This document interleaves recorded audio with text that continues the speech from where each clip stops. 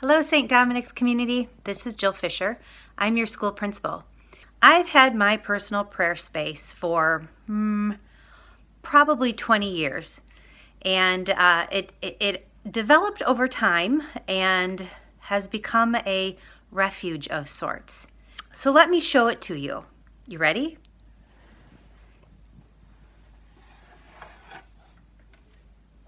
Yes, my personal prayer space is my closet. I have been the first one up in our home for 20 years, and it became part of my daily routine when I was getting ready to go to school to prepare myself in my closet. Of course, I was getting dressed and all of those wonderful things, but it became my prayer space as well. And off on one of the shelves, I have my collection of prayer books. And up on the top, I have my Bible and my St. Joseph statue, a sleeping St. Joseph statue that a dear friend of mine gave to me because the belief is and the practice is that writing down what you're anxious about and placing it under St. Joseph in prayer, you are handing your anxieties and your worries off to St. Joseph so that you are no longer burdened. That's a new prayer practice that I've acquired in the last year or two. But this space started my day out, and it became my hiding place sometimes as I was raising our two daughters, and we would be spending time together over the summer and Christmases. And then it is now my evening prayer space as well. So it's my place of refuge, my place of solitude, my place of security, my place of preparation, and my place of conclusion.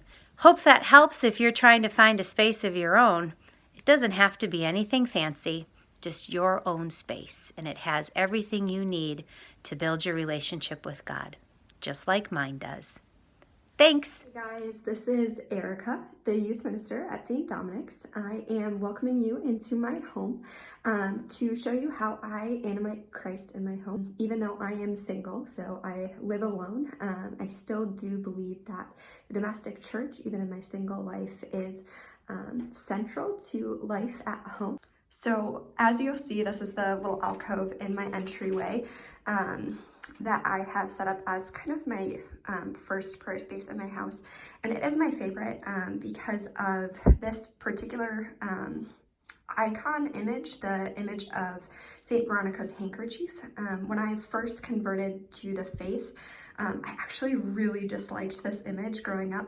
My grandparents were Catholic, but my parents didn't raise me Catholic.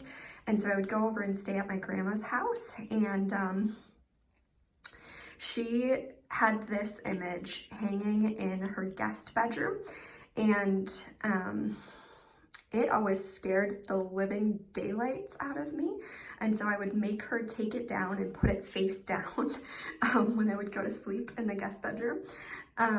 But many years later, in my journey to knowing Christ and to knowing Catholicism and Christianity, I really started to relate to the suffering Jesus, more so than any other part of our faith. I really held on to Jesus and the suffering and uniting my suffering to him. And so I like to pray with this image often, and so that's why it's kind of the center point of my prayer space. There's also a Our Lady of Perpetual Help icon as well, because Mary is awesome, and I believe that she needs a spot in every one of our prayer spaces. So that's just a little bit of my home prayer space. Hello, I am Stacey Irvine, the children's minister here at St. Dominic, and we are going to show off the prayer space that we have here in the Irvine house. So we have, on top of our bookcase in our living room, because it's kind of a central spot for our family,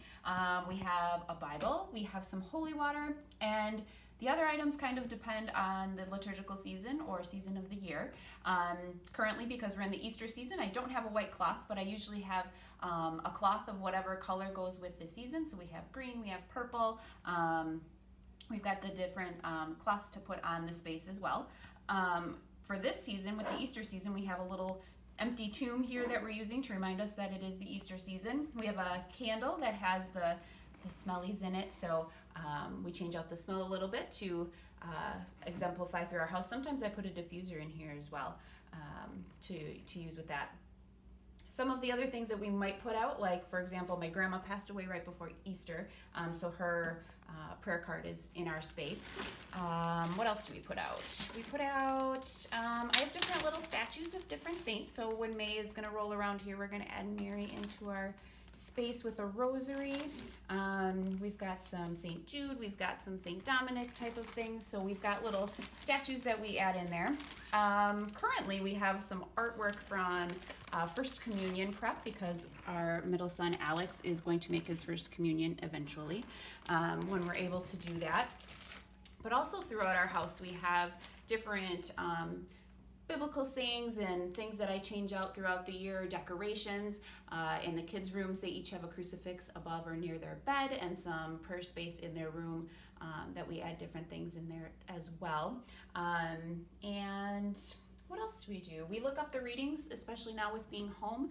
We're looking those up in the Bible and using those to kind of follow along with Mass. So we have a variety of things. Hi everybody, welcome to my home shrine, to my sacred space. I'm Mary Lestina, Pastoral Associate at St. Dominic's Catholic Church. I'm very happy to welcome you and to introduce you to my sacred space, the place where I animate Christ in my life and hopefully in the life of others. I have had a home shrine, a little prayer corner, since I was 11 years old. I was introduced to the Schoenstatt youth as a very young kid, and introduced also to the little prayer corners in our home. So I established one in my bedroom, much to my sister's surprise. We shared a room at the time. I'm very happy to be able to have one. It really has given me so much strength and spiritual formation throughout my life. I use this home shrine on a regular basis. When I come in the morning, I greet the Blessed Mother, our dear Jesus, and then I have the opportunity to just place before them all the intentions I carry in my own heart, to even anticipate the intentions that I will be carrying throughout my day and my ministry, and then at the end of my day to return home to the home shrine, to be able to bring everything back to the heart of God. My home shrine is really special to me. I named my home shrine Beloved, due to the fact that the Blessed Mother is ultimately the beloved of God. So this is the place where I have spiritual reading. This is the place where I connect with my spiritual director via Skype. I also am able to use this room as a place just for common spiritual connectedness to God, but prayer and silence. It's removed from the rest of my home. It's a wonderful place for me, chosen in a special way where I can really be here for God. So I invite you to think about a prayer space in your home where you can animate Christ. Even in the midst of our world, that God is present not only in churches and tabernacles, God is also present in our homes, in nature. And I hope that my home shrine is not only a blessing for me, but for my neighborhood, for other people that I come in contact with, and that the Blessed Mother continues to form me more and more through helping me to grow in holiness, but to really truly be the beloved of God. So thank you for being with me. Thanks for coming into my home, and I look forward to hearing about yours. God bless.